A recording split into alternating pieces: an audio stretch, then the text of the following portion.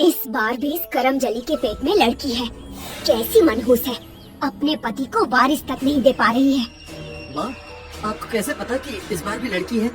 Hospital की nurse को ढेर सारा पैसा दिया, तब जाकर उसने इसकी लिंक जांच कर मुझे बताया। मगर माँ, ये तो गैर कानूनी है, किसी को पता चल गया तो लड़की के देने पड़ जाएंगे। तो तू क्या चाहता है, फिर से 9 महीने इसकी सेवा करूं और हजारों रुपए में एक लड़की और घर लेके आ जाऊं? फिर तू सारी जिंदगी इसकी खिदमत कर और उसके दहेज के लिए पैसे जुटा। नहीं, मैं ये नहीं होने दूंगी। तो माँ, आप क्या करोगी? अरे करना क्या है, इस मुसीबत से छुटकारा पाना है, और क्या। मगर माँ, कोई मावा नहीं, मैंने एक बार कह दिया मतलब कह दिया। मगर उसे मालूम पड़ेगा तो वो कभी भी इसके लिए तैयार नहीं होगी। कैसे तैयारी होगी? अरे उसे कुछ पता ही नहीं चलेगा। तू बस कल सुबह उसे डॉक्टर के यहाँ चलने के लिए बोल देना, बाकी सब मैं देख लूंगी। दूसरी तरफ सोना बहुत परेशान थी। 2 बेटियों के होने के बाद वो तीसरी बार माँ बनने वाली थी। दूसरी बेटी के जन्म के बाद ही डॉक्टर ने उसे ऑपरेशन के लिए कह दिया था, क्योंकि वो शारीरिक रूप से इतनी मजबूत नहीं थी कि तीसरी बार भी माँ बन सके। उसके बहुत मना करने के बावजूद पति राहुल अपनी माँ की जिद के आगे हार गया और उन दोनों को अपने तीसरे बच्चे के बारे में सोचना पड़ा। मगर उसकी तबीयत इतनी खराब थी कि वो घर के रोजमर्रा के काम भी नहीं कर पा रही थी। सोना, कैसी हो? तबीयत तो ठीक है ना? मुझे बिल्कुल अच्छा नहीं लग रहा है, मैं कुछ दिनों के लिए अपने मायके जाना चाहती हूँ। तुम ऐसे क्यों बात कर रही हो? मम्मी तुम्हारा इतना ख्याल तो रखती है। कल तुम्हारे लिए डॉक्टर का स्पेशल अपॉइंटमेंट लिया है, सुबह जल्दी तैयार हो जाना। सोना को राहुल की बात पर यकीन ही नहीं हुआ कि उसकी सास ने उसकी बेहतरी के लिए डॉक्टर से अपॉइंटमेंट लिया होगा। वो नहीं जाना चाहती थी, मगर राहुल की जिद के आगे सुबह तैयार होकर अपनी सास के साथ हॉस्पिटल पहुंच गई। ममता जी ने डॉक्टर से पहले अपॉइंटमेंट लेकर रखा था, इसलिए उनके जाते ही नर्स उसे ओटी में ले गई और ऑब्जर्वेशन की तैयारी करने लगी। बेहोशी की हालत में सोना को समझ नहीं आ रहा था कि उसके साथ क्या हो रहा है, मगर सोना की शारीरिक कमजोरी के कारण उसे बहुत ज्यादा रक्तस्राव होने लगा, जिसे देखकर नर्स और डॉक्टर दोनों डर गए। डॉक्टर, अब क्या करें? इसकी तो ब्लीडिंग रुक ही नहीं रही है। मुझे भी समझ में नहीं आ रहा है। ओ पॉजिटिव ब्लड का इंतजाम करो, इसे ब्लड चढ़ाना पड़ेगा वरना इसकी हालत और खराब हो जाएगी। डॉक्टर के कहते ही नर्स तुरंत ओटी से बाहर निकली और ब्लड का इंतजाम करने में लग गई। दूसरी तरफ सोना की हालत गिरती जा रही थी। नर्स ब्लड लेकर पहुंच पाती उसके पहले ही सोना मर चुकी थी। We are sorry, she is no more. कमजोरी के कारण बहुत ज्यादा ब्लीडिंग हो गई, हम उसे नहीं बचा पाए। अपनी पत्नी की मौत की खबर सुनकर राहुल तो टूट सा गया, मगर ममता जी खुश हो गई। अब वो अपने बेटे की दूसरी शादी करने के लिए स्वतंत्र हो गई थी। अरे क्यों फिक्र कर रहा है तू? क्या कमी है तुझमें? तेरे लिए लड़कियों की लाइन लगा दूंगी। अभी इसके मायके वाले को फोन कर, उस मुसीबत से छुटकारा पाते हैं। सोना का अंतिम संस्कार कर जब राहुल घर लौट रहा था, तब अचानक साफ मौसम में तूफान आ गया। तेज तूफान के कारण राहुल की गाड़ी चलाना मुश्किल हो रहा था। बारिश के कारण कुछ भी सामने नजर नहीं आ रहा था। तभी अचानक उसे ऐसा लगा कि उसकी पत्नी सोना सामने खड़ी है। उसने तुरंत झटके से ब्रेक लगाया, मगर गाड़ी उसकी पत्नी से जाकर टकरा गई। सोना, नहीं, ये नहीं हो सकता। ये कहते हुए राहुल सोना को ढूंढने के लिए सड़क पर उतर गया। वो जोर जोर से आवाज देकर बीच सड़क पर बैठे बैठे रो रहा था।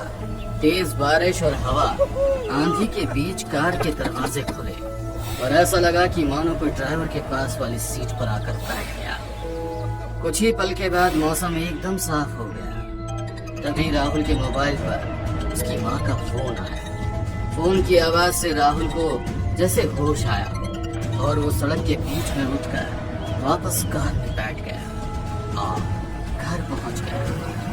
पानी में भीगे हुए राहुल के पैरों की छाप घर में बन रही थी और उसके पैरों के साथ ही 2 पैरों की छाप और बन रही थी, मगर वो पैर उल्टे थे। सोना को मरे हुए 4 दिन हो चुके थे। ममता जी तो जैसे सोना को भूल ही गई थी। वो राहुल की दूसरी शादी करने की तैयारी में थी, मगर राहुल और उसके दोनों बेटियां आज भी सोना को बहुत याद करते थे। उसी रात उन लोगों को सोना के अपने आसपास होने का एहसास होने लगा। पापा, आपको भी लगा ना कि मम्मी यहाँ पर है? हाँ, मुझे उसकी खुशबू आ रही है। सोना, तुम यही हो ना? कहाँ हो तुम? सामने आओ सोना, एक बार हमारे सामने आ जाओ सोना। राहुल और उसकी दोनों बच्चियों को सोना नजर आने लगी। दोनों लड़कियां बहुत खुश हो गई क्योंकि उनकी माँ उन्हें छोड़कर कहीं नहीं गई थी, बल्कि उन्हीं के पास थी। सोना अब नॉर्मल इंसान की तरह अपने बच्चों के साथ खेलती और पति से बातें करती। ममता जी हैरान थी कि उनके घर में ये क्या हो रहा है। उनके बेटे के कमरे से उसके साथ साथ किसी स्त्री के भी हंसने की आवाज आ रही थी। ममता जी कुछ दूर खड़ी होकर कुछ बातों को सुनने की कोशिश कर रही थी, मगर सही से कुछ समझ नहीं आ रहा था। तभी अचानक से दरवाजा खुला और उनका बेटा राहुल बाहर आया। उसकी आंखें गुस्से में लाल थी। साड़ी पहने हुए उसने पूरा महिलाओं की तरह मेकअप किया हुआ था। उसकी ये दशा देखकर ममता जी जोर जोर से चीख पड़ी। क्या हुआ मम्मी जी? आप परेशान लग रही हैं। आप तो खुश थी कि मैं इस दुनिया से चली गई, मगर मैं लौट कर आ गई हूँ अपने राहुल के पास, अपने बच्चों के पास। मुझे उन लोगों से कोई दूर नहीं कर सकता। उन लोगों को मैं अपने साथ लेकर जाऊंगी। कोई मुझे नहीं रोक सकता। ममता नाम है ना आपका, मगर आपके अंदर ममता नाम की कोई चीज नहीं है।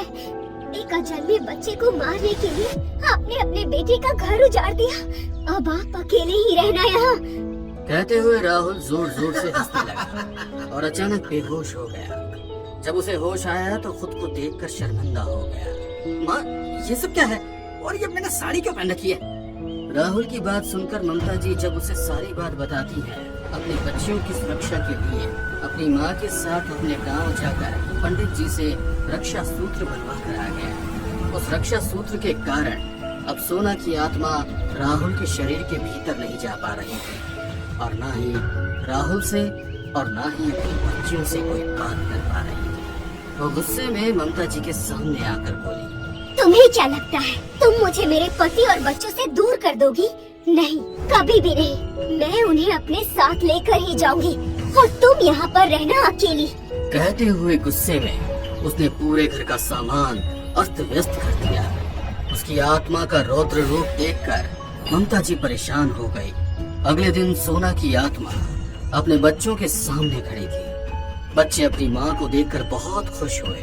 आओ बेटा, मेरे पास आओ। सोना के बुलाने पर दोनों लड़कियां उसकी तरफ बढ़ने लगी। तभी सोना ने उन्हें रुकने का इशारा किया।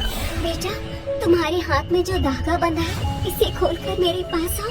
राहुल, तुम भी मेरे पास आओ। देखो, हमारी तीसरी बेटी तुम्हें बुला रही है। देखो, आओ आओ अपनी बहन के पास आओ बेटा। राहुल और उसके दोनों बच्चे सम्मोहित होकर सोना की तरफ देख रहे थे। सोना की गोद में एक छोटी सी बच्ची थी जो मुस्कुराकर लोगों को अपने करीब बुला रही थी। तीनों ने सम्मोहित होकर अपने हाथ का धागा खोल दिया। ममता जी के मना करने के बावजूद वो सब लोग सोना की तरफ बढ़ने लगे। जैसे ही राहुल ने सोना की गोद में से बच्ची को लिया, एक तेज बवंडर आया और तीनों उस बवंडर के अंदर घूम रहे थे। जैसे ही वो बवंडर शांत हुआ, तीनों की लाश जमीन पर पड़ी थी। सोना अपने साथ अपने पूरे परिवार को ले जा चुकी थी। ममता जी के पास पछताने के अलावा कुछ भी नहीं बचा था। पोते की चाह में उनका घर गुजर चुका था।